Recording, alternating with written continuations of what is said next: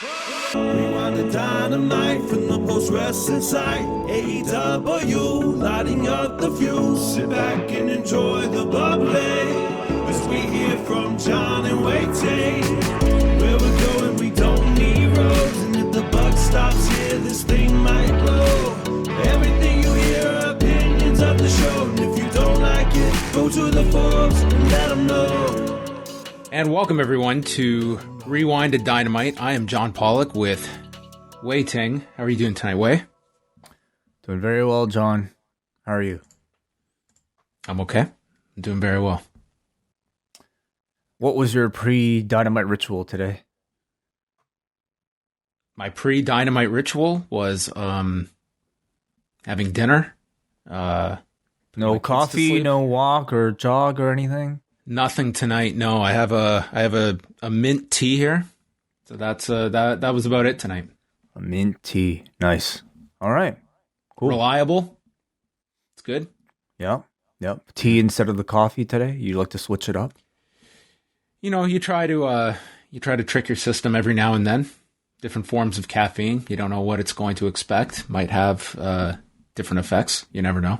It's going to be weird to finish the show tonight and not have another 2 hours to watch after this, which has been every Wednesday for the last year and a half for me. And it's usually a super late Wednesday, and then I'm up at 6:30 in the morning the next day. So it's like this combo is, I really liked having NXT on Tuesday. It was like a bit of a breather, but I will tell you, when 8 o'clock rolled around on Tuesday, there was no part of me that wanted to watch any wrestling. I was absolutely, completely done after Raw and everything. I just hit a wall. So I watched NXT much later. Yeah, as did I. It's going to be like this for quite a while. I mean, there's wrestling every single night now. So we're going to have to be responsible for our own consumption. That's true.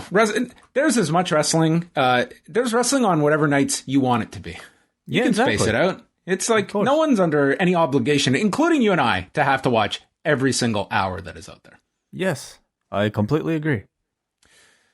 Well, with that, we're going to chat about 2 hours worth of AEW tonight, a taped edition from Daly's Place. But Wai, it is in honor of the trailer dropping, a fast and furious week here at Post Wrestling, as we have got all of our regular shows, all of our WrestleMania coverage. We have put up 2 editions of our shows from Post Podcast Day that are up now on the Cafe feed. Ask Away, the live edition, live Q&A with Ariel Helwani. But no one wants to look back. They want to look forward. And looking forward to Thursday, it's the return of the Wellness Policy with Wai Ting and Jordan Goodman.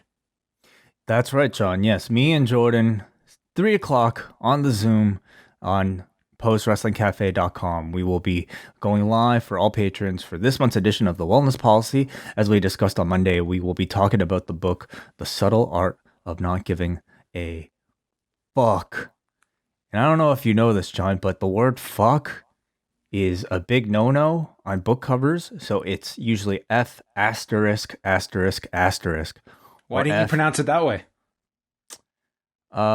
Just takes longer. And I'm a badass. I don't care. I don't give a fuck.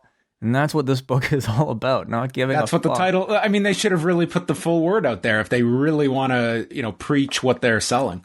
It's kind of what one of the things, but maybe it's a legal thing. I don't know. But there are actually multiple iterations. I've been to the bookstore and like they have one version that's like F star star star, F star CK. There's one that's just like a black box over the word entirely. So depending on your comfort level with censorship, there's a choice for you. But we'll be talking about this book. We'll be talking about the success of this book. It's actually spawned a number of like self-help books with like cussing in the title. It's ridiculous. What a movement.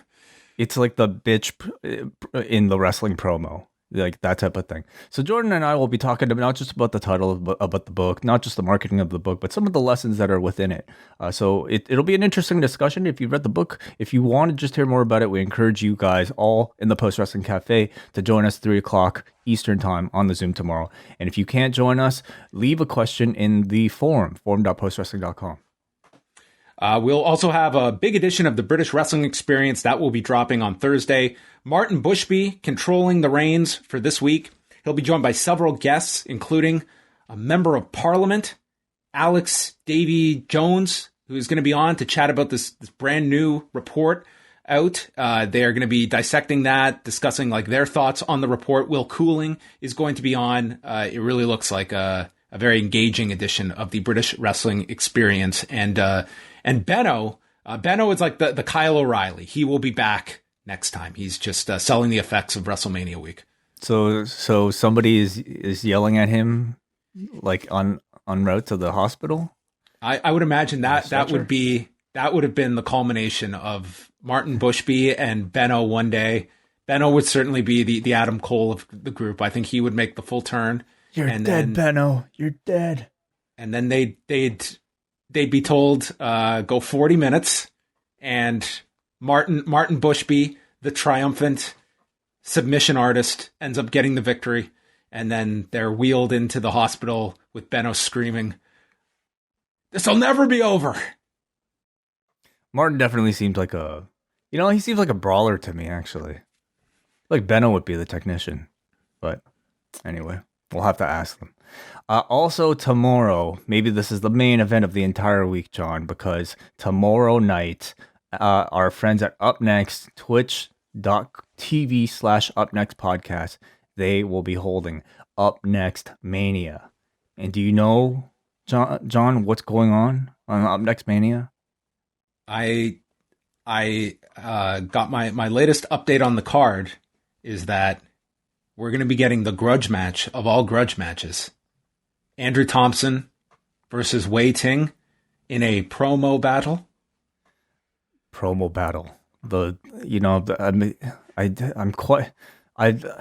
I have so many things to say about this person, Andrew Thompson __, who just won't leave me alone. He's just way too much. And I'm going to end him once and for all tomorrow night, 6:00, twitch.tv/UpNextPodcast. You're done, Andrew. You will never... I'm taking the underscores off your name. You'll have no underscores. I don't even know what that means, but man, that's some of the that's a preview of the level of promo you might get tomorrow. Man, I'm going with the underdog, Andrew Thompson. Anyway, so check it out. They've got a whole bunch of stuff that's going on all night. So check out our friends at Up Next, who just released their Up Next last night. So all of that is out there. We'll have a new post pro res out on Friday with WH Park and I reconnecting. We've got Rewind to SmackDown live Friday night, 10:15 Eastern, and then it is the finale of The Falcon and the Winter Soldier, episode 6. And no, it's episode 5, actually. Oh, it's 5? Yeah. That's it? Yeah. How many episodes are left? Oh, there's 2 left. Yeah. There's 2 left. Okay, gotcha. So penultimate. Gotcha. Nate Milton will be on with WH and Wai Ting this coming weekend. Yeah, I'm really excited. WH is going to be joining us for the rest of the series, talking all about Captain America. Oh, yes, that's right, yeah. I guess WH will be with you for the rest of the season, too. Both of them, yes. I'm very excited. Well, you can contrast post-ProRes and MCU later and see which version of WH pops out on both. I think one will be happy and one will be furious. Find out which. Okay. Yes. Let's move on to a few news items to start. So this was circulating today. There was a fan who had posted, would have been on Tuesday night, that they had attended WrestleMania and the collective shows and had tested positive for COVID. And I actually reached out and was in contact with this person today to find out what shows this person attended. So what happened was this person went to Jimmy Lloyd's D-Generation F. That would have been last Thursday, earlier in the day. Bloodsport on Thursday night. Spring Break on Friday evening, and both WrestleMania shows. Got back home, and he said he got his positive test on Tuesday night. So I did tweet this out because I would say, regardless if you were at these shows or not, I would say if you went to any of the shows in Florida and you're not fully vaccinated, probably a good idea to get tested. I have a hard time imagining this will be an isolated incident. And I think a lot of us knew going into this, like this would have been a likely outcome, that there were going to be positive cases. But I would certainly encourage those out there not vaccinated that were at any shows in Florida. What's the harm in getting tested and finding out? And hopefully alerting people as well. Like, I think that is very important too, to get the word out if you were at these shows and something unfortunately happened. Yeah, I would say that for, it's not just getting there and sitting in your seat and watching the show, but, being in the corridors, the travel for some people that's likely required to get there, being on any sort of public form of transportation or a plane or an airport, it definitely never hurts to just get tested. These were educated risks that everybody was taking. And, this is just kind of what we have to live with for the time being responsible to do the amount of things that we have to do to enjoy ourselves, and then doing the things that we need to do to make sure that we keep people safe afterwards. Definitely. I think that that's, the reality is these shows are going to happen and people are going to go there. And I think people understand there is a risk involved. I look at it like there are, when you outline what you're going to do at shows, I think you have to be able to carry those out. And, is that realistic? That is what is being stated, but when you have we got calls from, Jeremy called in and was stating on Saturday, he went in, no temperature check. When you're talking about that volume of people, it's one thing to state that we will be doing these. Is it realistic when we're talking about this volume of people? It seemed like it was better on Sunday than Saturday, but this goes across the board of all these shows. I think that fans need to know that there may be protocols in place. It's another question if all of it is going to be able to be carried out as hoped for. That's just the situation we're in. And you're going to have to make that decision. Is this worth myself going to a show where this is a potential outcome? Ratings. We have a bunch to go through here. Actually, we have 2 shows to go through. We'll start off with Raw for the night after WrestleMania. So the show was up. It did, in fact, top 2 million viewers for the second time this year. Not quite as many overall viewers as Legends Night, but they did 2,026,000 viewers, a 0.68 in the 18 to 49 demographic. So their viewership was up 19% this week. Demo was up 31%. And really across the board, they were up big. In particular, they did fantastic numbers with adults 18 to 34. It was their highest number since the middle of last March, the first empty arena PC show. As well, men 18 to 49 was up 44%. That was a giant number that they did. But pretty much all their demos were up this week. They did fall in the third hour. They lost 12% of their viewers. Demo dropped 6% in hour 3. So you certainly saw it kind of tailing off, although there were some 18 to 34s this week was, I said how big of a number it was. They actually grew in the third hour, but I guess you didn't think it would hit 2 million viewers. It just surpassed 2 million. The third hour kind of did drag it down, but I think you have to look at the night after WrestleMania. It is still ingrained in people that this is an important, newsworthy show. I think would also indicate, if you look at the numbers from last year's night after Mania Raw, this year was up. So it was also, I think, just a greater interest in WrestleMania this year for obvious reasons compared to last year. Yeah, I definitely sensed that coming out of Mania this year. It felt to me like a more newsworthy, more important WrestleMania. Well, I guess last year's was very newsworthy as well, but I think it had that. It certainly had a curiosity factor to it, but I think that it was also, this year it just was more of an event. This year it felt bigger, with people in attendance. I think with a very significant title change in that first night, and a pretty well received card overall both nights. So. I guess now seeing it afterwards doesn't really surprise me all that much. Yeah, and I think that, in the next week or two, we will kind of see what Raw levels off at, because now it's going to be hinging on what are the stories and characters you're going to be most focused on for Raw as they go through. I shouldn't say post-WrestleMania. Now we're into the build-up to WrestleMania. Backlash. It is the road to WrestleMania Backlash. Yeah, you thought the road ended right here? No, they just paved a new road. We're gonna keep this trip going. Yeah, we're just, hey, look at that. It's like going to Hogwarts, where you think it's a wall, but it takes you to a whole new world. Backlash. It's just like that. Yeah, exactly. WrestleMania 18 and 2/3 or whatever that thing. Well, is called. we got, what do we got? We got WrestleMania SmackDown. We got WrestleMania Night 1. WrestleMania Night 2. We got Night After WrestleMania. Now it's WrestleMania Backlash. Yep. So it's going to be WrestleMania SummerSlam, WrestleMania Survivor Series. Yeah. They'll take their most prized brand and they're just going to like push it, squeeze every drop out of it. So NXT Tuesday night, this was their move to Tuesday nights. They ended up doing 805,000 viewers, a 0.22 in the main demo. So they finished 8th on cable. And this was an impressive number.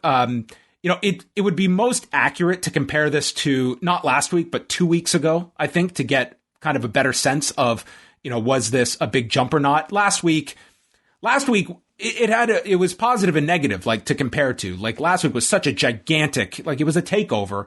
Last week also did have the simulcast on Peacock. So nonetheless, they were able to maintain a lot of their audience from last week. They were not down in any category. In fact, in some, they were higher than last week. The demo was equal to last week, but viewership was up 5% this week. And some of the keys was that their over 50 audience was much bigger this week. 18 to 34s, though, it was even to last week, but actually down from 2 weeks ago. That's kind of the only kind of aberration from the trend. But overall, this was a pretty strong showing for a debut on Tuesday. And hopefully it's a good baseline for NXT, that this is the audience they can grow and hopefully get a bit younger as well. But I think like this has to be categorized as a success for week 1 on Tuesday, where it doesn't feel like there's going to be any kind of curve to educate people to the new night. They all found it, and I thought that would be the case. I thought so too. Yeah. And I think with something like this, we wait to see in the weeks ahead where exactly the trend will go before we kind of make any sort of assessment. But for me personally, it was a much more enjoyable experience being able to just focus on this one particular show for that night. I have a feeling for myself, even I'll be much more engaged with NXT going forward. One thing I want to mention in Canada, NXT did not finish in the top 10 sports broadcast. So it was under 106,000 viewers. And I think ever since NXT began on Sportsnet 360, I don't think it's finished in the top 10 once. And to me, my theory is that when NXT started on USA and we got the shift from the network here in Canada to you had to wait for the network version or the 1 hour edited version on Fridays, I think it really hurt the following of NXT in this country, because it doesn't seem like they have caught on in any degree on Wednesday nights, and now even this first week on Tuesday. Like every week you're going to have hockey competition. You'll have NBA. Of late, there's been extra because curling's been going on. But regardless, like I do think like NXT, the popularity has been hurt during this 1.5 year period. Well, certainly. I think especially with AEW getting a relatively prime spot, a pretty high profile spot on a TSN channel every single Wednesday. Right. If you don't have much of a choice, I mean, of course, you're going to, watch AEW. And by the time, 1.5 years or however long we were into it before NXT became live in Canada here, I think most people had already converted. So it's a bit more of a, we'll see how it works out for them with this move to Tuesdays.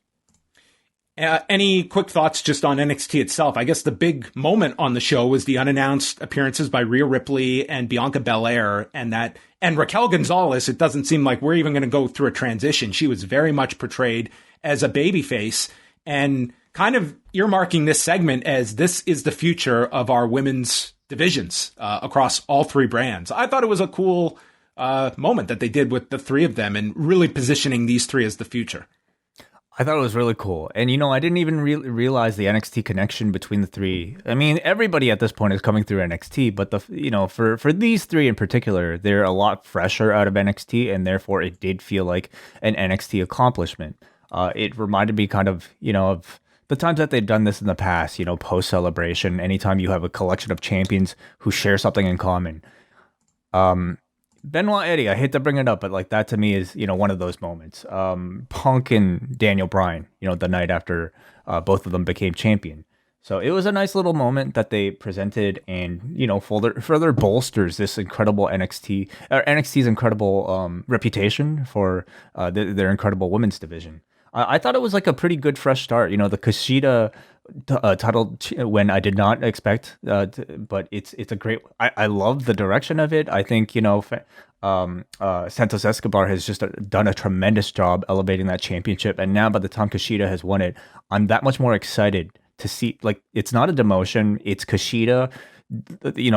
Many people who regard it as the best junior heavyweight champion in New Japan's past decade or so, now bearing that same flag for the WWE. And I think, he will be that much more of an attraction anytime he's got a big match coming up now. I enjoyed that match a whole lot, but my match of the night was Leon Ruff and Swerve Scott. Yeah.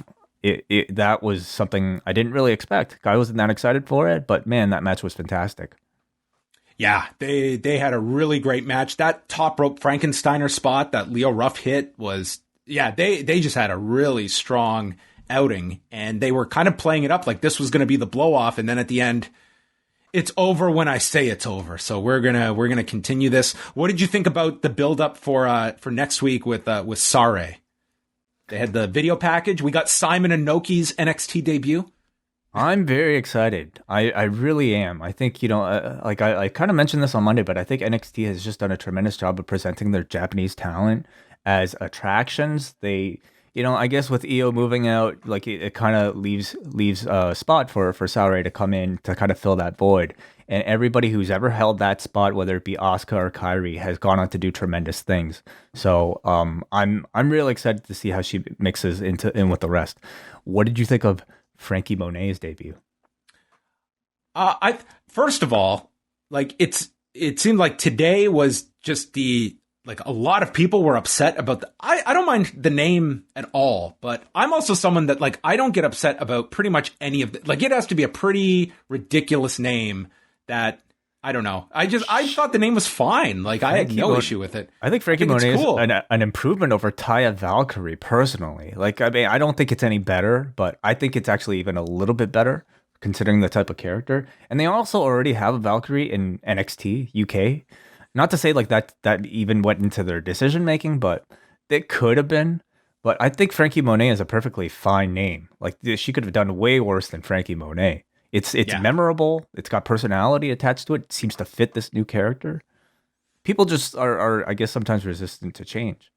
Yeah, between her, Mercedes Martinez, you can see they're building up challengers for Raquel. But I think ultimately, you string along this pairing until you're ready to pull the trigger with Dakota Kai. But it was quicker than I thought. That I always thought Raquel will be in the babyface role, but it seems they're going there right now, which I can't even say is the wrong move. You do need that big babyface star on the female division, especially the question mark, I guess, is Io Shirai, but they are clearly positioning Raquel now as the babyface star of the women's division. Yeah, honestly, it really does remind me of just Shawn Diesel, where and the story to me really writes itself. Here's Dakota Kai bringing in somebody to help her, maybe achieve some sort of single success. They ended up achieving tag team success, and then she goes on to win the belt before you. I loved how it was Dakota in the ring with her for that celebration, and it was Raquel showing great appreciation for Dakota, and Dakota playing I'm so happy for you. And then the procession of champions comes in. And Dakota just fades into the background, and you never see her. I would love it if there was a second camera on her that they put recorded, and they just show her seething in the future. Here I am in the fucking background while you celebrate with these two people that we hate. I can't wait for that story. Well, there you go. That was NXT. I thought it was a show that kind of warranted following a big event like TakeOver. It felt way more urgent than Raw did on Monday, to say the absolute least. It was a better show than Raw, yes. Nobody left the ring after somebody slipped. You know, I don't want to, dude. I watched that, and then on Tuesday, my wife and I caught up on Riverdale, and we both have agreed. Like, I think we're done. It was Really? almost as bad as Raw. It was awful. Wow. It's just wow. It was Really? just. It was the worst episode of Riverdale I've ever watched. It's like 8,000 stories going on, all of them bad to varying degrees, like mushroom trips, stabbings. Dude, it was a horrible episode. I don't want to talk about it. You're making all the Riverdale fans desperately want you to review it, but I think I'm done. I think I've thrown in the towel. I'll tell you the other nice thing before we just finish off NXT is we don't have to constantly compare whether or not NXT was the better show than AEW this week. We could just enjoy it for what it is, like we used to. Oh, I was going to go segment by segment, and we could compare tonight. I thought we can now compare both of them now. It's silly. Like, they're both good shows. And that end of story. Well, yes, they've now got their own nights. Everyone can go into a corner. I just, I don't know. It just seems like it was.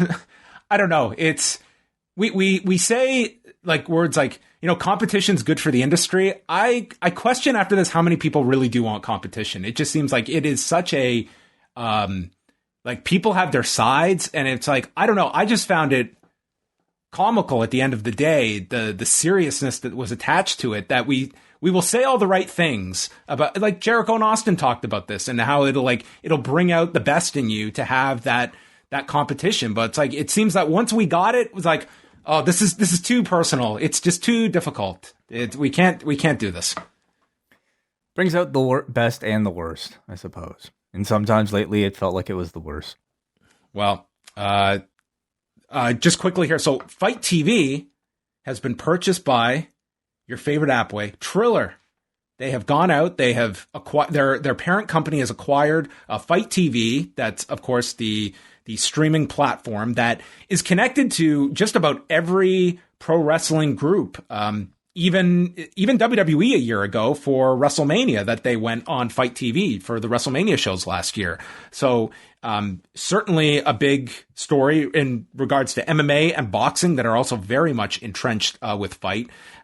Mike Weber, who is the chief operating officer at FITE TV, he did confirm to us that he is staying in place and said that there will be no changes to the FITE brand. We just have some deeper resources behind us now that will help us grow the business. And this comes just days before Triller is going to put on their fight between Ben Askren and Jake Paul. So I guess time will tell of what impact this has with a new ownership group. FITE is obviously, for any professional wrestling fan, odds are you have at least bought a show on FITE TV. Yeah. Do you think this is a positive move for professional wrestling? I mean, it's very hard to say. It's if they're just keeping everything in place and they're just essentially purchasing like the reach that FITE TV has. Like, some of the numbers in this press release are says over 10 million users is what it states in the press release that FITE has. I mean, that becomes very attractive if you're Triller and you're just pumping a ton of money into this.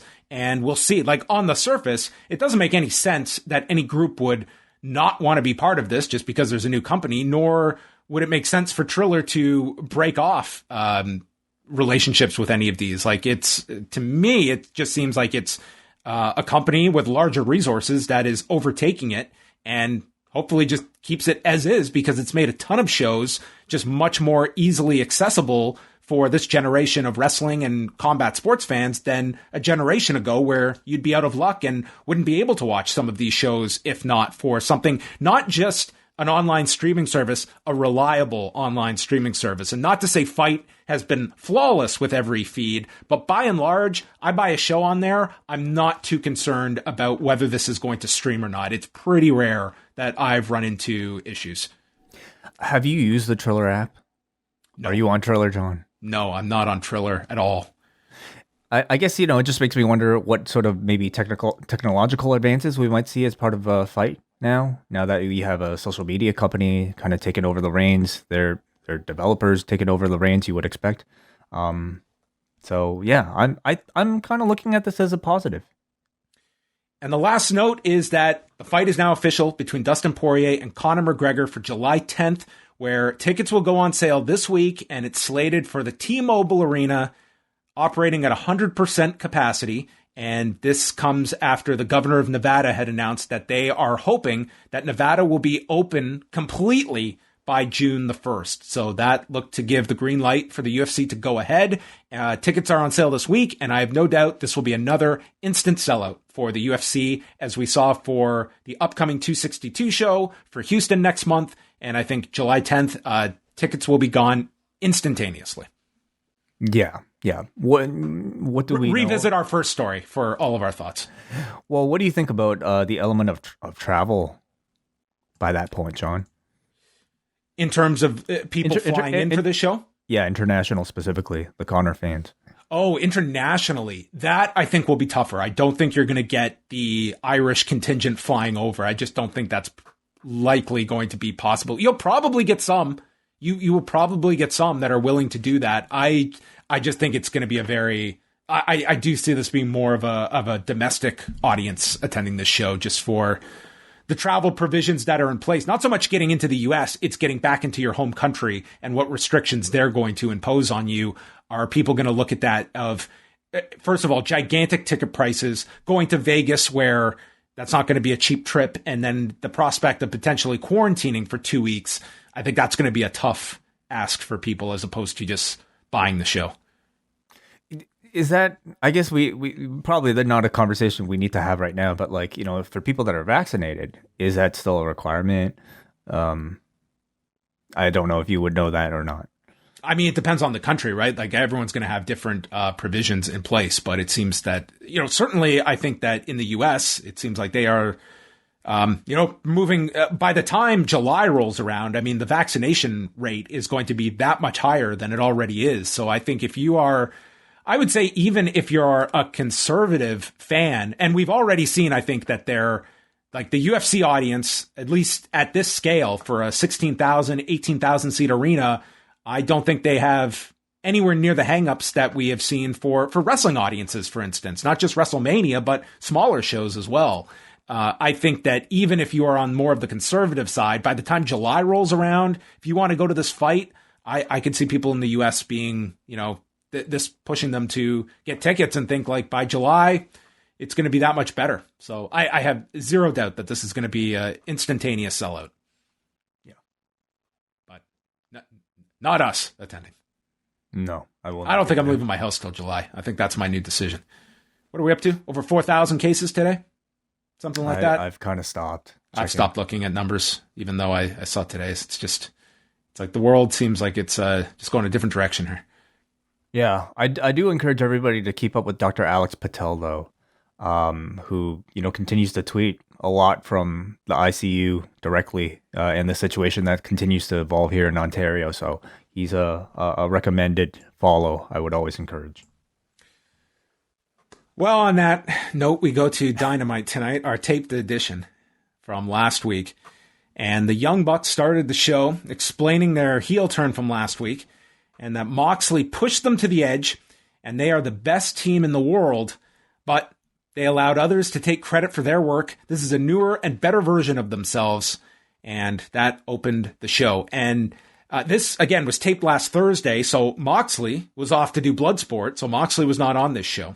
And we did have Mike Tyson introducing himself. Hello, everyone. I'm Mike Tyson. And he's confronted by MJF, who tells Tyson that his dad told him he was a big deal. And he tries to convince him that Jericho is the enemy, not him.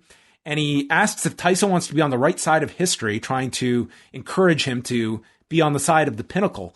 But doesn't want him to look back and have any regrets. But you probably already have one based on your face. And he presents Mike Tyson with a blank check. Tyson tears it up, puts it into his mouth, and then spits it out. Completely gross. Oh, I thought he was going to eat it. Probably would have been safer if he ate it than just spitting this out. God. Pretty gross. This was a chance for them to put their future mainstream pro wrestling star with perhaps the biggest mainstream celebrity that they've had on their TV show. And this to me was a great way of just showcasing to the world MJF and his ability and his just incredible ability to play off of anybody. Tyson, though, to me was the surprise on this show. He really got into this character. He felt very believable and felt like somebody who wanted to be a part of this and was not simply doing this out of obligation or because he wanted to promote something. He looked like he was having a lot of fun. Yeah, I think he was all in on this and seemed to, I mean, the guy was on like Sammy Guevara's vlog. I mean, I think he was more than happy to do whatever was asked of him. So it opens with the Young Bucks clear-cut heels against Rey Fenix and PAC for the AEW Tag Team Championship. New outfits, Dior shoes. Yeah, they had Don Callis out with them. No tassels. Matt had these beads attached to his headband. Right. Looked like you just want to punch this guy in the face. Perfect look for what they're going for. And they showed some highlights from Friday's live event at Daly's Place with PAC and Rey Fenix grabbing the tag titles. And as the match began, they showed SCU, Butcher and the Blade, the Best Friends, and Jurassic Express all spread out in the stands scouting. So lining up all the potential challengers down the road. A lot of challengers, yes. And the entire division pretty much is here. PAC hit this Fosbury flop onto Matt as Fenix hit a tope suicida. There were these stereo kicks as they destroyed Matt. Jim Ross was comparing PAC to Tom Billington. And then the Bucks take over with double apron bombs, and they got these negative chants. And this actually worked out very well being in a taped format. So if this had been in front of a regular crowd, it might have taken some time to get the audience to boo the Bucks, but you did have, you had the wrestlers there. So you got like a genuine, the complete opposite of a genuine, but a heel reaction nonetheless for the Young Bucks that I think helped what they were trying to convey here and having that distinction. Yeah, it's true. Because personally, I wasn't thrilled with, I think, how abrupt the transition between babyface and heel was for the several weeks that they've bounced back and forth. But, to go from last week being conflicted and a bit more nuanced in where they were to this week being so full on heel as if they had spent months already as these characters, I thought the transition was a little too abrupt. Yeah, I mean, there was nothing conflicting them this week. I mean, this was like full-fledged heel. They went shopping for new clothes. Yep. They explained they're no longer the Disney version of the Young Bucks. Matt does this spot where he fires up and does a mock hot tag, making fun of his former self. And he gets on his knees. He's pretending to cry. And then PAC nails him. And then Fenix and Nick are tagged in. And I just sat back and watched this. We had Fenix with a Greco-Roman knuckle lock on Matt, scale to the top and springboard into a top rope Rana onto Nick, who was seated on the top rope. PAC did a wheelbarrow after a kick from Fenix into a Blue Thunder Bomb on Nick. Then Fenix did the tightrope PK to Matt, who's in position for a delayed bridging German by PAC. Fenix dives to the floor onto Nick. Nick then does a slingshot off the rope into a Canadian destroyer on Fenix. We get Nick and Fenix with poison Ranas to their respective opponents on the floor. Fenix takes a super kick, lands over the guardrail, and flies back with a cutter. Back into the ring, PAC gets the advantage. Black Arrow hits Matt, but then Nick tackles Fenix to break it all up. And with the referee's back turned, Nick hits a low blow to Fenix, and then Nick rips off the mask of Rey Fenix, and he's covering his face. Double super kick, and Nick pins Fenix in 23 minutes and 20 seconds. And what solidified the turn was Excalibur, the man that's known them as long as anyone, saying, "Tony, if you will allow me, Matt and Nick, you can go straight to hell." Excalibur putting the exclamation point on this turn. I love this match. I thought it was unbelievably great. 23 minutes that they went on television. I believe the second longest match in Dynamite history. Wow, 23 minutes. It even felt longer, honestly, because I looked up at the clock and it was already like 30 by the time this was done. So I guess it was just the promos that preceded it being a good length, but they got a lot of time, and I think this was as excellent as many of us had predicted. These four are the top of the line when it comes to this style. They have amazing chemistry between every single one of them, every single pairing that was here.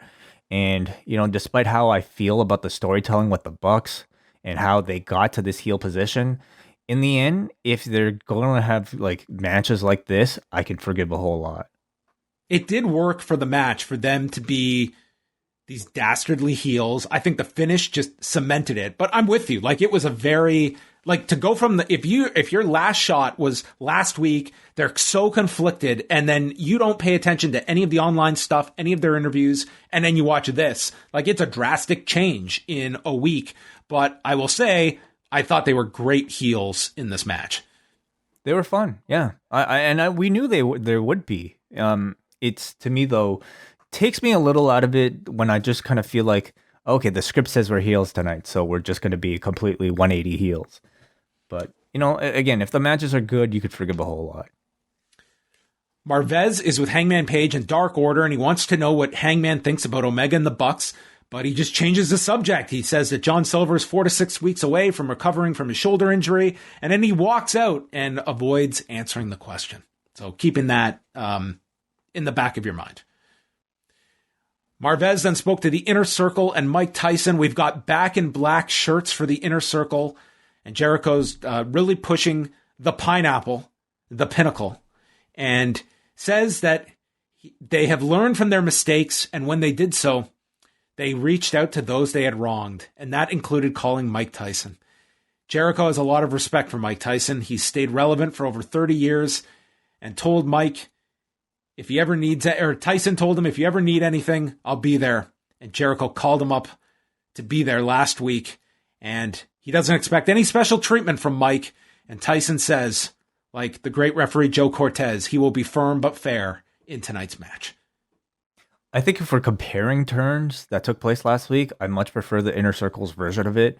To me, like, Jericho kind of set the scene here by explaining that, you know, after this incident of them getting beaten up, he had already had a change of heart, and we can assume a lot of character growth had taken place off screen, including him reaching out to Mike Tyson, giving us a perfect explanation for why Tyson came out last week to help them. And, you know, as far as like in-ring goes, it's like they're still very much the same people. They just have different targets and different opponents now. It's not as drastic of a change, and it's a transition that I much preferred to the Bucks. Red Velvet versus Jade Cargill. We had Red Velvet attack as she entered the ring and landed a spin kick and a tope suicida early on, but then Red Velvet gets thrown into the rail and into the crowd with a fall-away slam from Jade. Velvet would fight back. Jade runs into the shoulder with her, into the post with her shoulder, and Red Velvet just yells, "I'm that bitch," and hits a standing moonsault. I had to check which show I was watching when I saw the shoulder bump and then bitch dropped. It was AEW. Hits the standing moonsault, and then Red Velvet misses a top rope moonsault, and Cargill hits her with Jaded in 6.5 minutes and remains undefeated. I thought these two did really well. You know, and especially considering Cargill's limited experience, they said this was her 4th match ever on TV or something like that. Yep. Her wrestling, I think at times might look a little bit wild and uncontrolled, but I think that'll work itself out over time. Her athleticism is so incredibly strong. I think you're going to see improvement very quickly. A year from now, when you watch Jade Cargill, I think it'll be that much a world of difference, and she already is very good. I think her other stuff though, like playing to the crowd, you know, the pauses in between moves, she is already really strong in that department. And then you add to that like her incredible height and awesome look. To me, is like she'll be someone that'll be a future main eventer on the show. I also think Red Velvet, I really liked her in this match. To me, she showed some excellent babyface fire in her comebacks. Has the great moonsault and the tope suicida look very strong. Yep. Mm-hmm. You know, yeah, Jig. Sorry, please go ahead. No, I was just going to compare and say that, you know, it was a very tall task, the tag match, but in some ways, I mean, they had 6.5 minutes here where they did not have Shaq and Cody to lean on and have like the star power of Shaq or Cody in there.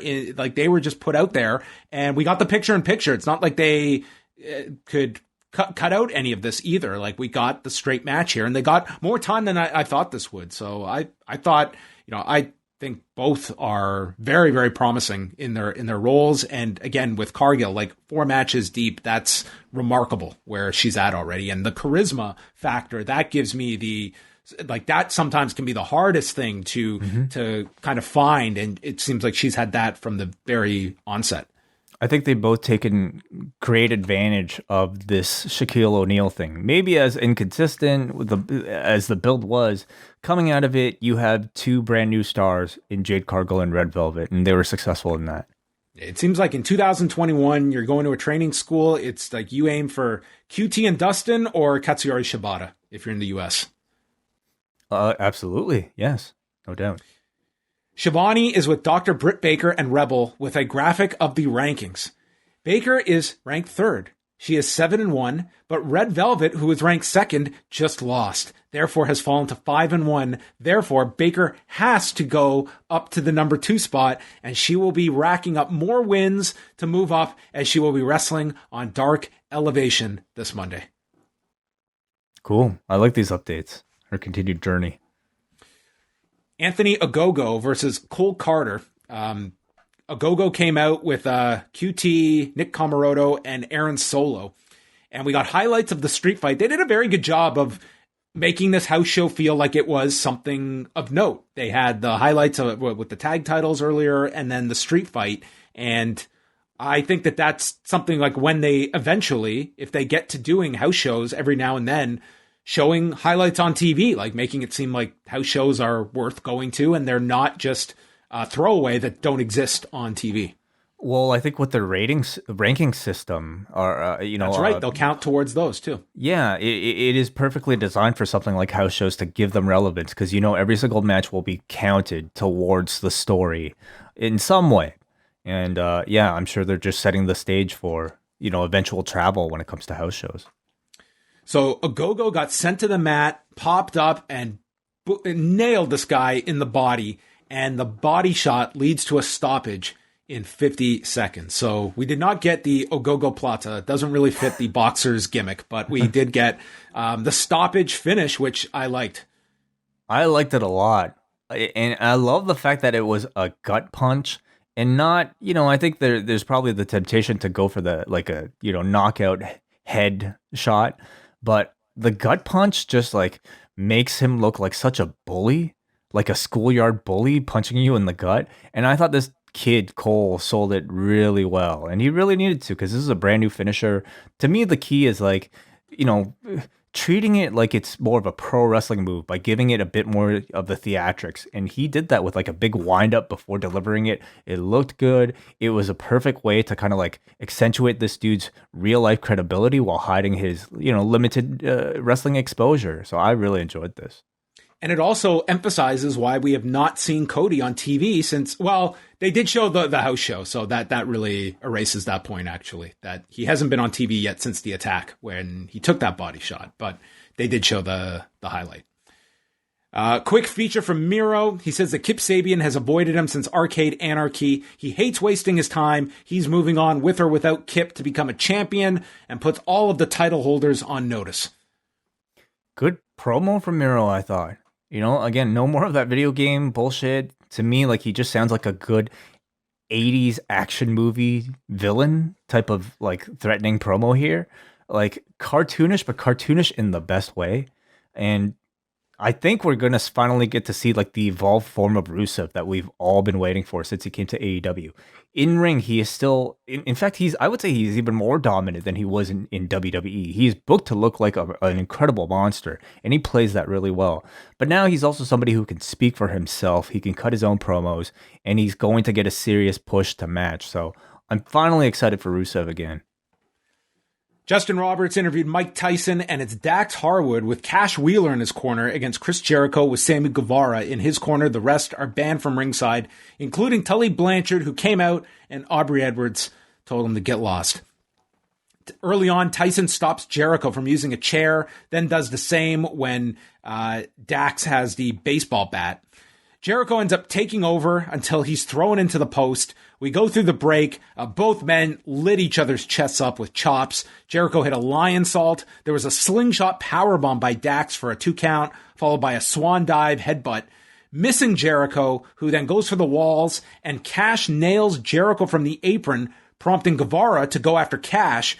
Dax works in a brainbuster, then gets caught with the code breaker, and with that, the Pinnacle and the Inner Circle come out. Everyone's fighting on the stage, and Cash Wheeler has the bat. Mike Tyson stops him and drops Cash with 1 shot. So that was your big spot involving Mike Tyson. Guevara distracts Dax, who's going for a pile driver, and as Jericho recovers, lands the Judas effect in 13 minutes and 17 seconds, as Jericho announces that Mike Tyson is an auxiliary member of the Inner Circle. He's part of their satellite organization. Right. He's the Outer Circle. He's just, I mean, if he's an auxiliary member, I think he's just around the circumference. Just outside of the circumference of the circle. Very good match. I thought these two were really good together. And I actually wasn't thinking about this match a whole lot until these two got into the ring, and I recognized, wow, these are two of they're guys who are the best at just in-ring psychology. And it made me want to see a lot more of Harwood in singles matches. I think he's just such a smart wrestler. Remember the Jungle Boy match? He's the few times he's had singles matches, they've been great. We also got to see Jericho work as a babyface, and I thought he was very, very effective. And man, I hate to I'm going to compare it, continue to compare it with the Bucks. The Bucks match was great, but this was also great. And I thought, again, Jericho was able to transition from his prior character to this character a lot more. He's still a bit of a dastardly asshole. He still does things like grabs the camera, uses a pen to jab at Harwood. These are by all accounts, bat. Yeah. heel things, but they are things that the audience loves. Pointing the finger, raising the finger in the middle finger in the camera. These are babyface actions. So it is still the same character, but he is doing it in a way to make us love him. So I thought he was great here, and the finish. I thought Tyson, the punch was good. Maybe a little overbooked, but nothing compared to the main event. I say, at least.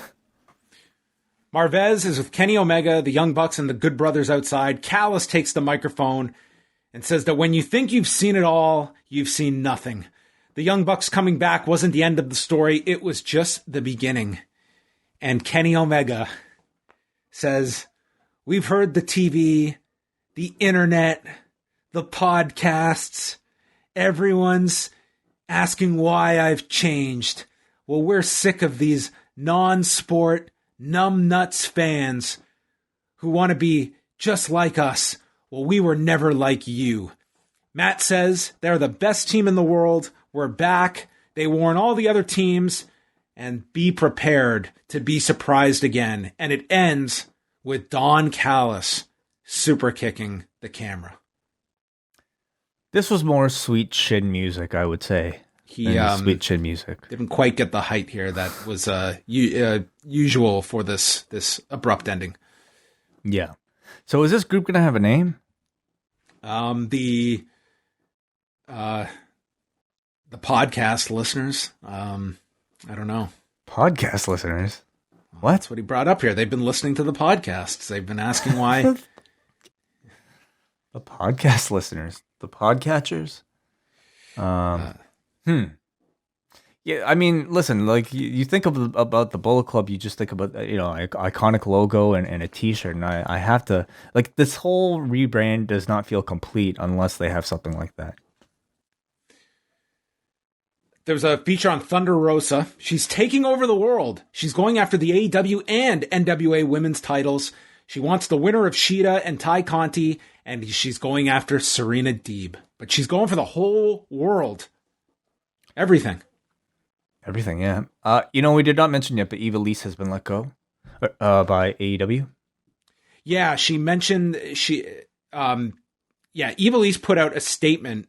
She actually released it to Fightful Select, and it's gone over some of her issues. But this was a tweet today indicating that she had been let go.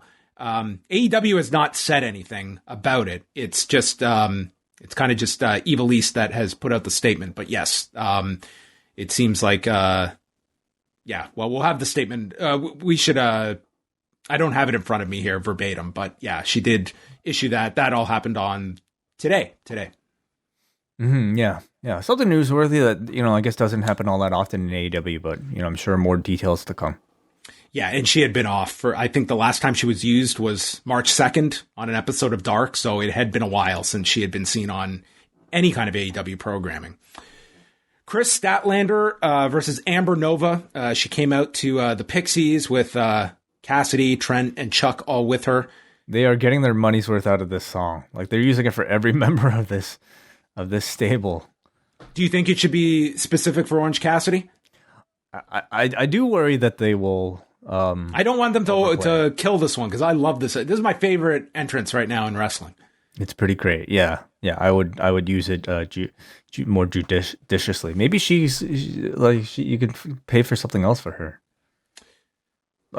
Like an Eiffel 60. I'm trying to think of like an Alien song, like an Eiffel 65. You remember the Alien Ant Farm? Maybe.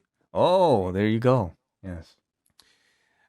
She gave a boop to Ball Turner, and this was her first match since coming back from her torn ACL last June.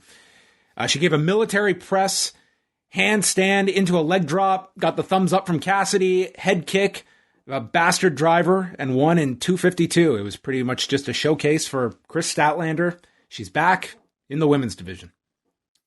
Good re-debut for her. She feels fresh and she feels missed. So... now we await to see like what kind of character development we might get out of these. If Thunder Rosa is going after the world, does that include the galaxy? Very good question. Starts with the world first. Team Taz is with Dasha, and they have not got a response yet from Christian, and they're going to go out there to lock down Christian tonight. Starks doesn't think they should have to wait for an answer from Christian. They decide Stark should stay backstage, and then Brian Cage should also stay in the back. So they're going to send out the others to recruit Christian. So Schiavone brings out Christian to the ring. It's the first time Christian's been interviewed by Tony Schiavone. He says, "I'm in my gear," and he's teasing setting up a match impromptu, but gets interrupted by Taz, asking why he hasn't received a response. Christian said, "I was going to answer in private. Even you'd acknowledge that Team Taz is a dumpster fire. But I didn't come here to AEW to fix your problems. I came here to win titles. And I'm glad that you're standing on those 3 steps so that I can state this face to face." And he turns him down. And I was just waiting. And we got a Taz promo here. "Okay. Well, here's the deal, shitbag. If I was standing on my wallet, I'd be standing 10 feet above you." And Christian calls it bingo hall money. Taz says, "Yeah, there was other money. I never liked you or your stupid buddy that carried you." Which is quite the line for the WrestleMania headliner. And with that, Hobbs enters the ring. They got in this big brawl. Christian goes for the kill switch, but he's distracted by Hook. And Hobbs runs him over, destroys him on the floor, runs him into the steps, and leaves him laying. In the short term, we're going to get Hobbs and Christian. But long term, I want Christian Cage and Hook.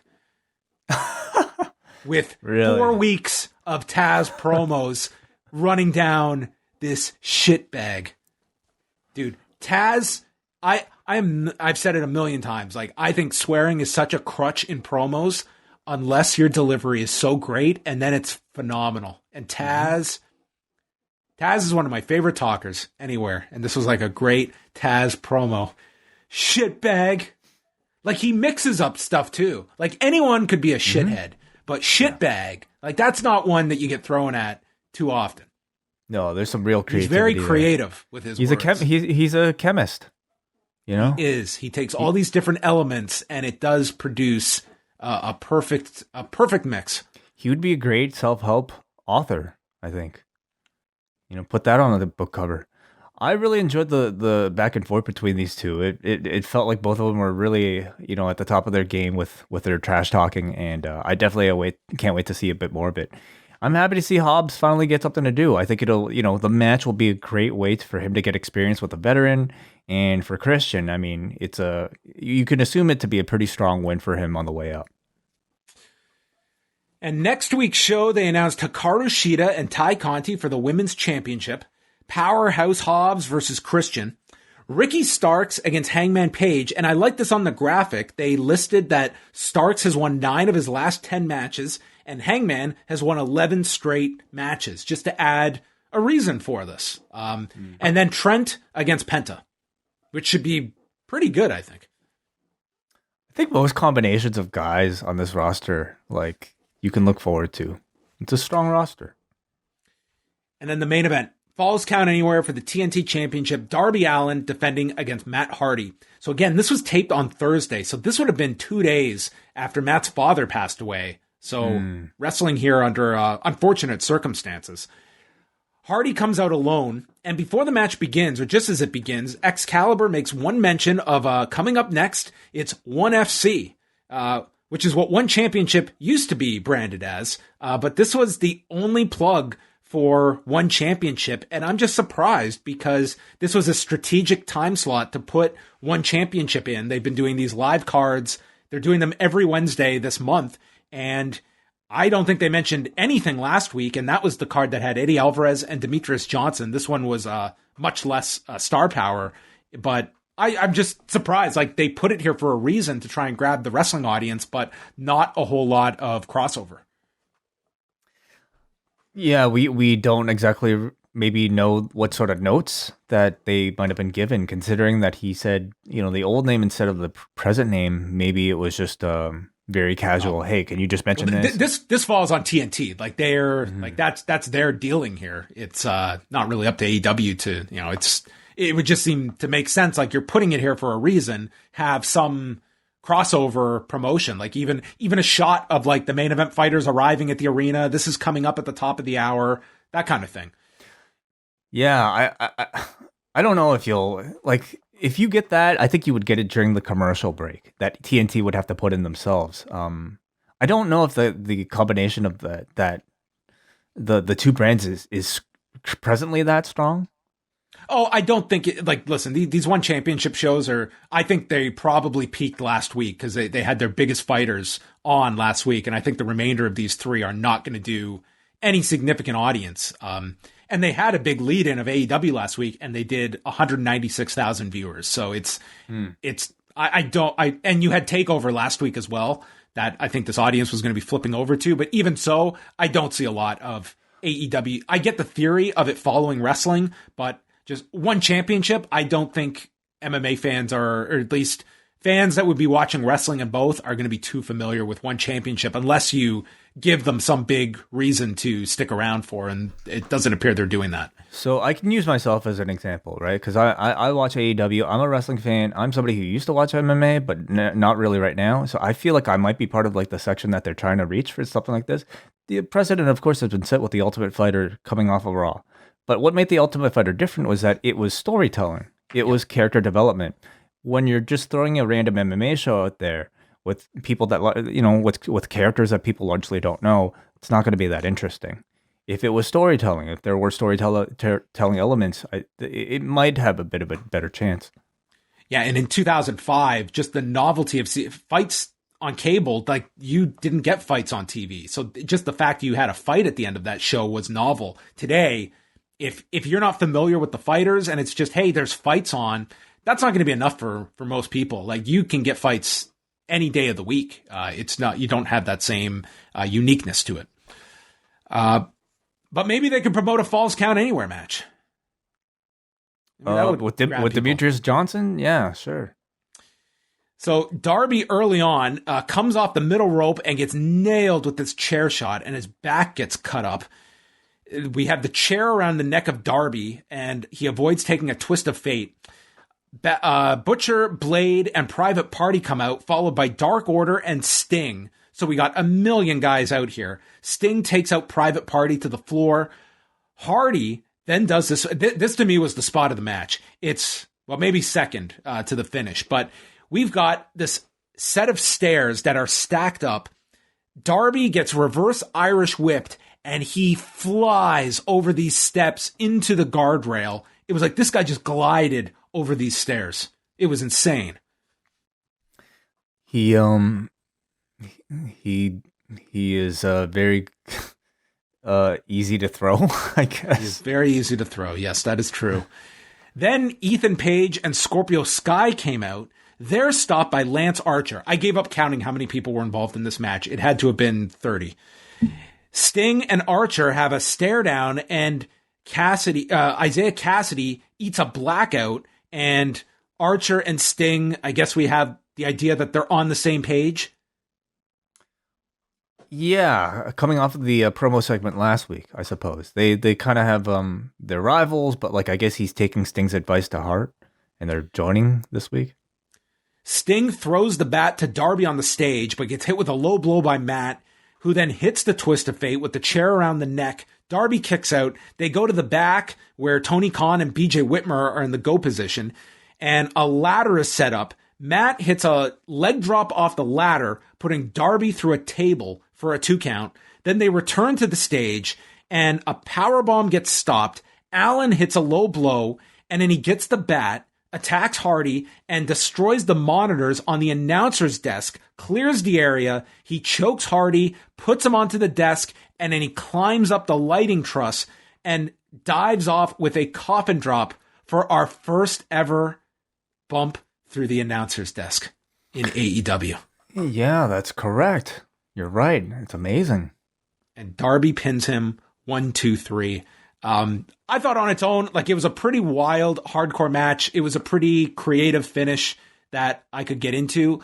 I will say, though, that I just feel like I have seen a lot of these just violent matches in AEW, and it is becoming, like, just to me, a bit of overkill. And this is before we're getting to Blood and Guts in a couple of weeks, and much less like Britt Baker and Thunder Rosa several weeks ago. It just seems like there is a lot of this now. And I don't know if this feud necessarily warranted a Falls Count Anywhere match. It just seemed like we had Matt Hardy get involved with Darby, and boom, we're going to what should be a major stipulation match, and both worked very hard. I didn't have an issue with that aspect, but it is to me a heavy reliance on these types of matches.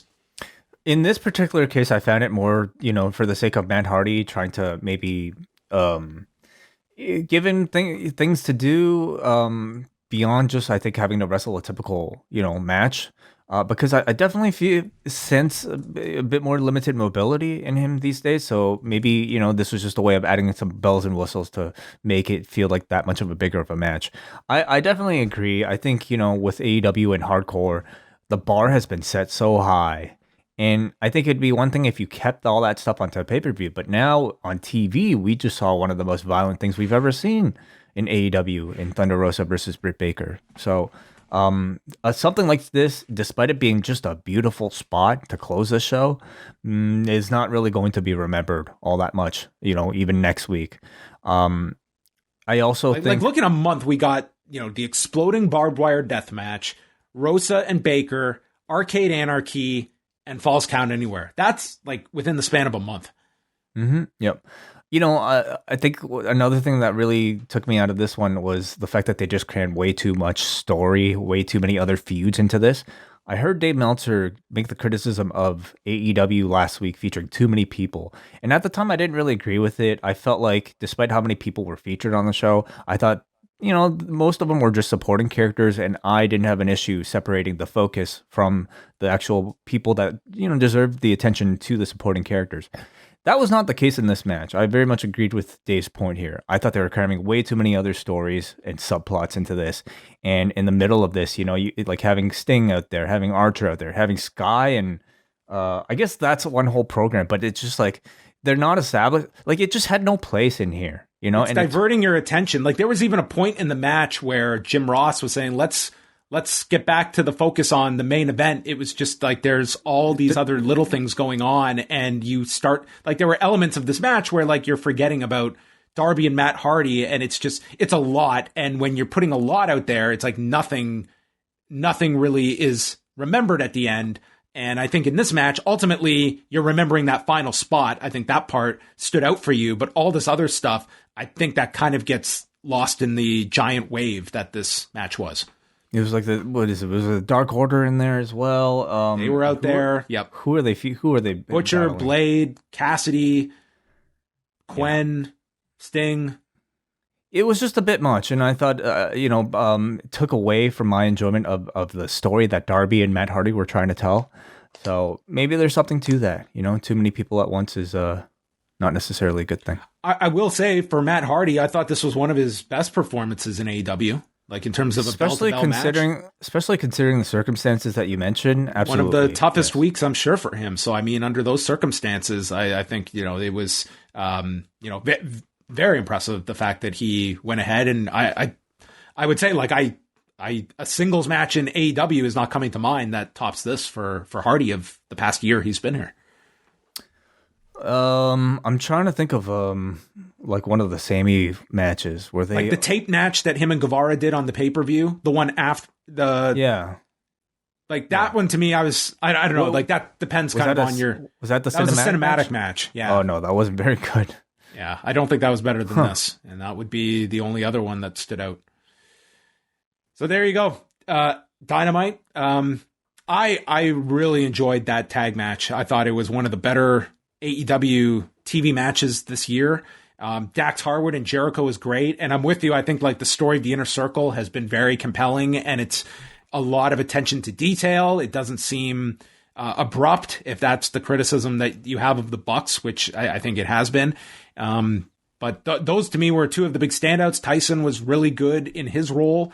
And I think overall, like we've just seen a greater elevation of the bar for celebrity involvement to the point that, when someone, like I'll even say with like Logan Paul on Sunday, that it's not like he, to me, would be comparable to like Bad Bunny's level of what he put into it. But the guy, like he took the stunner. And to me, it's like, these companies to me are at a point where it's like, if someone's not into it and not feeling it, we don't need it. It's like, yeah, you might get us some attention momentarily, but if it's going to look stupid and you're not into this, we don't need it. And I think that should be almost like an internal process. Like, of course, it's going to be enticing when the larger the celebrity, but I just think that's a much better thing when you see a lot of these celebrities and that they're taking it seriously and they don't want to embarrass themselves either. And I think Bad Bunny has like really put the bar that much higher of someone that was for months going to the performance center and training and making sure that they were not going to embarrass themselves.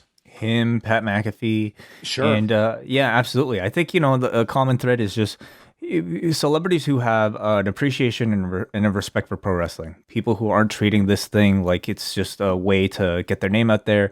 They're not treating it as if it's beneath them, like so many of the Raw guest celebrity hosts had around that time. People like Shaq and people like Snoop even felt like they wanted to be here to do something special and that they appreciated the time that they were given. So I agree with you. This show to me was not without its problems completely. I thought there were some story inconsistencies and things that definitely could have been better, but I was overall really impressed with some of the elevation of the younger talent here. I thought Red Velvet and Cargill both look very bright. Their futures. Anthony Ogogo, I thought, did a very good job, and they booked him really well. But beyond that, really solid opening match. Jericho's turn feels really good, and some overbooking, I would say, in the main event.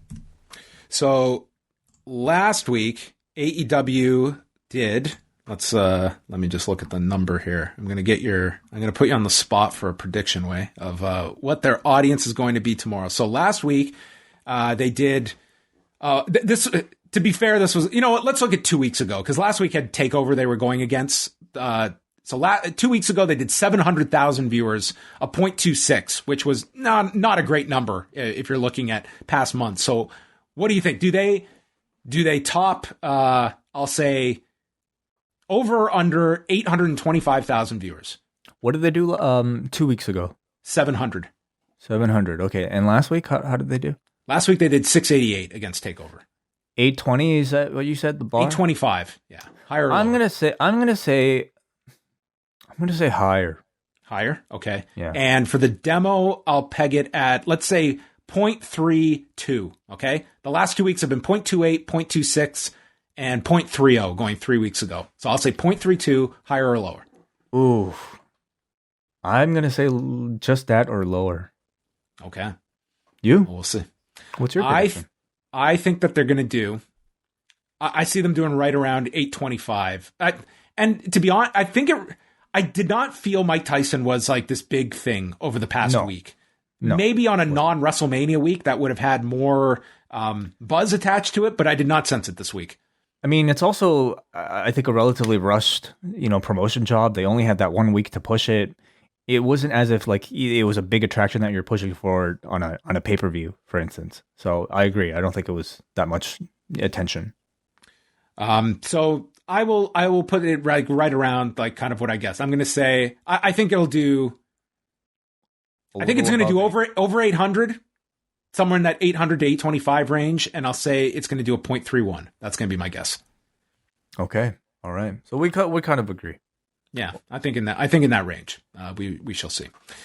All right, that concludes the review portion. But let us move on over to forum.postwrestling.com tonight. On a scale of 1 to 10, you gave this episode a 8.56. Very good. Okay. Johnny writes, Bucks versus PAC and Phoenix. Man, I forgot how much I missed pure douchebag Young Bucks. I love this match, despite having one of my hated tactics in wrestling, ripping a luchador's mask. I thought that spot was great. I thought that was a great finish. Jade versus Velvet exceeded my expectations. So great to see two talents get better in a short time. Anthony Ogogo is a star waiting to explode, and I hope the ref stoppage stays as his gimmick until he gets more comfortable.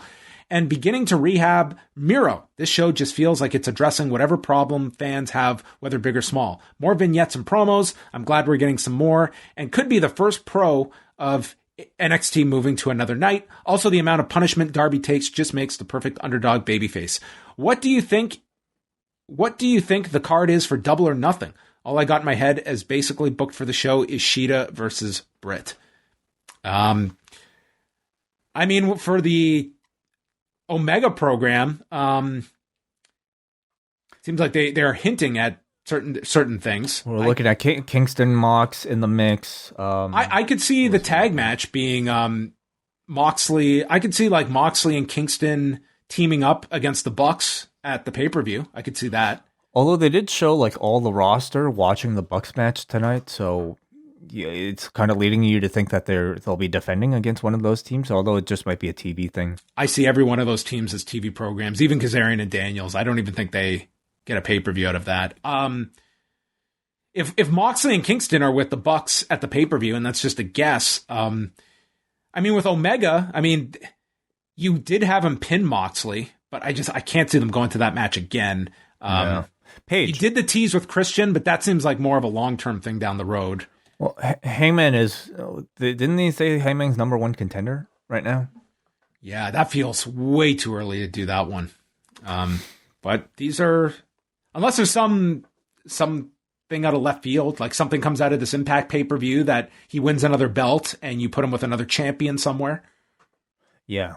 I just, if you're going to have Paige be a number one contender, he's going to have to get a title shot at some point, and you're probably going to save that for a pay-per-view rather than a TV show if you're going to do Paige and Omega. Oh, certainly. And they have more than a month, right, for this build? May 30th. Yeah. So I'm trying to think what else. Baker and Shida, yeah, probably. That's happening, I would say. Good bet. I guess Darby really could be anybody. In some of these other programs, Sting and Archer team up. Maybe they could do a tag match. Yeah, you got to have something notable with Christian. Christian could, Christian and Hook and Christian. I mean, that to me that's pay-per-view worthy. And the rest we'll see. It's a little too early, I would say, to predict the full card. Let's go to Mark, who says, "What a fun 2 hours." After the amount of wrestling that most people consumed over the last week, I thought it quite the achievement that AEW managed to add to it with a show that flew by and full of good stuff. Did you feel that, John? Like, what was your excitement level for tonight's show? Were you dreading it at all? Like, more wrestling at the end of it all, or how'd you feel? I was really pumped for that tag match today. I was looking forward to that throughout the week. So no, I didn't really sense that today. I was excited too. Like, AEW is it's a good show. So I don't get burned out for good wrestling. Love the opening tag. Also really like the idea of the whole schmons going down in the middle of the main event and letting the match continue for another 7 or 8 minutes without the outside factors influencing the match. Looking towards Double or Nothing, I'm feeling like a faction-centric gimmick pay-per-view makes a lot of sense. Seems like that's where things are headed. You have Inner Circle and Pinnacle, Elite Moxley, Kingston, Death Triangle, Dark Order, Hardy's Faction, Nightmare Family and the Factory, Christian and Team Taz. I'm sure there are a few more I'm missing, plus it's pretty likely Double or Nothing may be the last Jacksonville pay-per-view if they can get back on the road for the fall. So they might be able to do some fun stuff such as Stadium Stampede among other match types. Can you see that, John? Stadium Stampede? Now would be the time. It's possible. I mean, it'd probably be the last time you could do it. I just can't see them doing like a 45-minute segment at any other pay-per-view, unless it was certain special circumstances. But yeah, I mean, there's part of me that thinks that you don't want to touch what you did last year, but I could see them certainly wanting to try. Yeah, especially with the Pinnacle Inner Circle, I think comedically, and even in terms of action, I think that pairing would be very good. It's just I don't think you weird. want to make that too comedic, though, especially coming off of Blood and Guts. Like I wouldn't want to. That's my hesitation on that feud. Inherently, though, it is like if you're going to try to live up to the same Stadium Stampede as last year, there are going to be some, more not necessarily like laugh out loud, people look silly types of comedy bits, but like more entertainment based than your typical wrestling match. I'll say this. If they do Blood and Guts on May 5th and then they come back with a rematch several weeks later, I will really question why. Like, Blood and Guts should be the absolute end. And I'm somewhat, I do think it's way too early for this feud. I think you could get months out of this, as Jericho and Dax Harwood showed tonight. And we're going to go to, like, if that's not the blow off on May 5th, I think that kind of diminishes Blood and Guts out of the gate, that it's not this feud ending war that brings an end to a blood feud. It's true. Yeah. I would have saved it for the end myself. So yeah, we'll see. Hey, have you seen the Blood and Guts poster that they made? Yeah, it's awesome. It's like a playoff of like the 87 War Games poster. Yeah. I really like that touch. It's great. That thing will sell tremendous t-shirts. Nick writes, a pay-per-view quality title match to kick off Dynamite. Sign me up. The Bucks were superb in the ring and were equally superb in illustrating their character change that got a little bit lost in the shuffle at the end of last week. I really enjoyed the end of the main event. Matt must have felt like he was Matt Hardy, wrestling the younger version of his brother at times. However, the middle was a bit of an overbooked mess. AEW balances a massive number of names and storylines on each Dynamite, and since Revolution, it has occasionally felt like there are maybe too many mouths to feed for everyone to get over. I trust the powers that be to deliver satisfying stories, and it's incredible that they had another great episode without the likes of Moxley, Cody, Kingston, etc. having to appear. Christian verbally jousting with Taz was something I didn't really realize I needed in my life until tonight. Chris in Ottawa says, another valuable appearance from Mr. Tyson. I always watch his segments because I know that nothing will go quite according to plan with Mike. Glad he again ended up with his shirt off by the end of it, and what a working punch. At least I think that was a working punch. And Chris Jericho again showed us the pitfalls of trying to use difficult words for effect, a problem that can befall even the best podcasters on occasion. Besides mispronouncing the word ancillary, it's a rather unflattering term to use. Webster's dictionary defines ancillary, and I hope I'm reading that right, Chris. Ancillary as subservient or subordinate, like a handmaid. Iron Mike ain't no handmaid. I think he meant auxiliary. Auxiliary. So Jericho said ancillary. I guess so. The word I think he meant was auxiliary. Yes. Okay, got it. Taz is perfectly cast as a stuffy, heavyset, and frustrated foil from a sitcom like Mr. Carosi from Saved by the Bell or something. If he can come out each week and get flustered, I think that's just good TV. To sum things up, AEW again delivers more total entertaining minutes than either night of WrestleMania in less than half the time, not to mention the superior unscripted promos. 9 out of 10. Jesse from the 6, between Anthony Ogogo and Mike Tyson, this week's episode was boxing heavy. When I think of pro wrestlers with significant boxing backgrounds, Mark Merrow, Elijah Burke, Baron Corbin, none of them incorporate much, if any, boxing into their wrestling. Why do you think this is? Do they not trust themselves to deliver a worked punch? I think you'd be, I don't know what significant boxing backgrounds would entail. I wouldn't say any of these three would be significant. Hey, do you not know the best striker in the business? just had a match at WrestleMania, and Shane McMahon. Have you not seen some of the striking he incorporates? There you go. Yeah. Yeah. I don't. Maybe it's just. I mean, I guess obviously not the way that they train them in the wherever they train their wrestlers, and it's hard to work a match. I would say around too much of your boxing beyond like your big finishing move, and they've done that with like certain guys like the Big Show. Maybe it's just something they did with Rocky Johnson. Like that was how they billed him for the feud with Jerry Lawler. Was they brought him in and they promoted him as like this, high level boxer. And in the territory days, like you could get away with that and worked it up to like this wrestler versus boxer feud, even though he was a trained wrestler. But they were able to convince people, like the fact that he had like sparred with, Muhammad Ali and such, and they were able to take like these elements that were legitimate and really sell him as like this world beater as a boxer. Mm-hmm. Yeah, in the WWE form of like storytelling, I can see maybe the difficulty in trying to promote the fact that this guy, you see punches in every single match, you see a million punches in every single match, and usually they don't do a thing, but this dude. Somehow his single punch is the touch of death.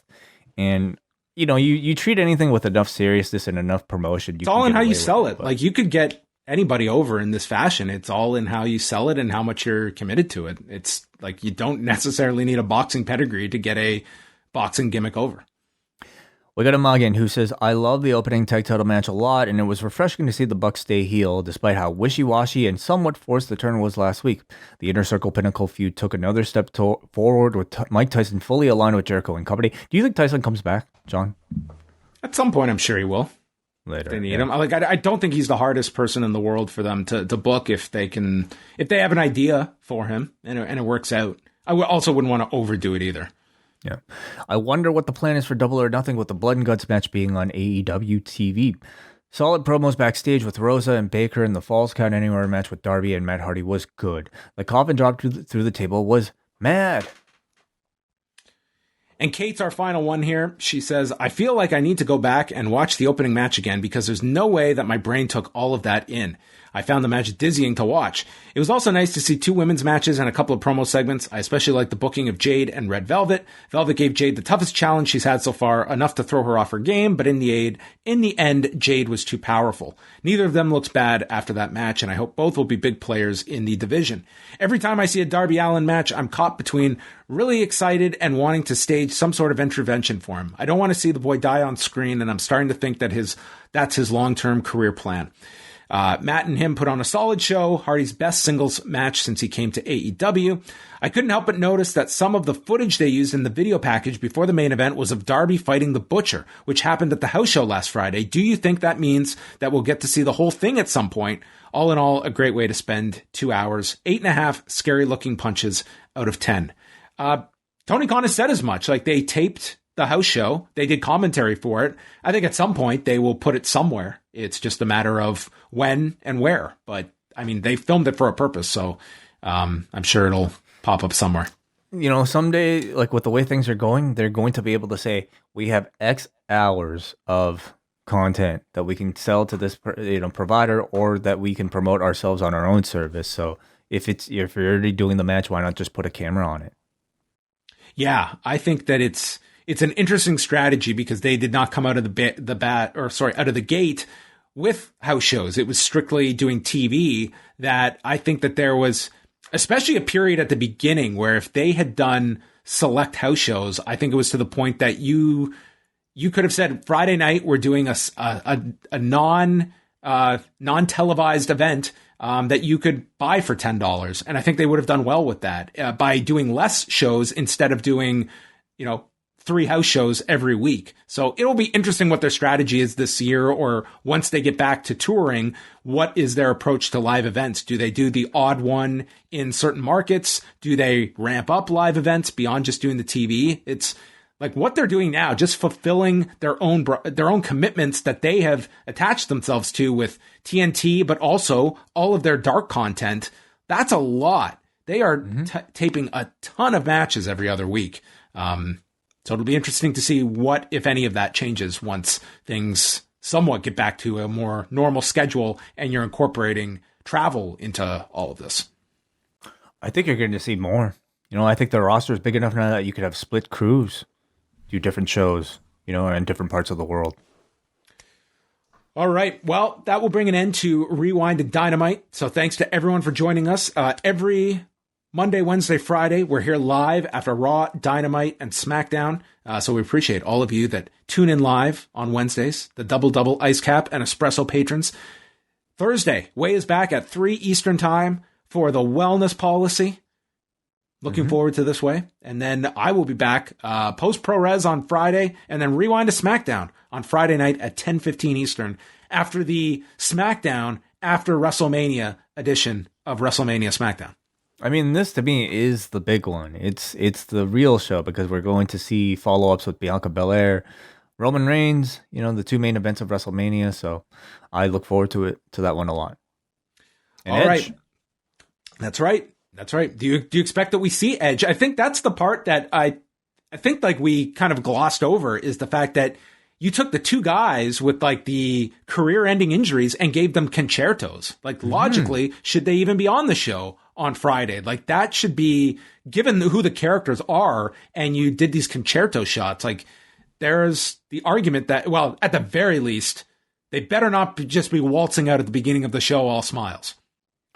Yeah, I think for their sake, especially Brian with his history of concussions, I think he should definitely sell that and take an extended absence. Enjoy the after WrestleMania vacation. Yeah, but it should be an interesting edition of SmackDown. I think that's certainly the show that has more buzz coming off of WrestleMania than Raw. All due respect to Lily and the multiple Fiend programs that we have. But that's going to wrap things up. All of your news can be found up at postwrestling.com. Postwrestlingcafe.com is where you can get all of our bonus shows, including our live Ask Away and Ariel Helwani Q&A from Post Podcast Day, and more to come this week with the Wellness Policy, MCU later, and we will see you later.